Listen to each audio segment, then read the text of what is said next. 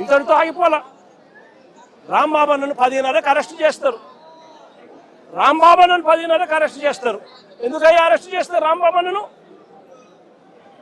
ఎందుకయ్యా రాంబాబు అన్నను అరెస్ట్ చేస్తారు?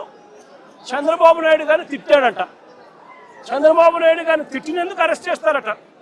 మరి చంద్రబాబు నాయుడు గారు తిట్టినందుకు రాంబాబు అన్నను అరెస్ట్ చేసినప్పుడు మరి రాంబాబు అన్న ఇంటికి వచ్చి రాంబాబు అన్న కుటుంబ సభ్యులను హత్య చేయాలని ప్రయత్నం చేసి 5 కార్లు ధ్వంసం చేసి అద్దాలన్నీ పగలగొట్టి ఆఫీసుకు నిప్పంటించి చేసిన ఈ ఎమ్మెల్యే గారి భర్త సమక్షంలో ఇక్కడే జరిగితే వాళ్ళ మీద ఏం యాక్షన్ తీసుకున్నారు?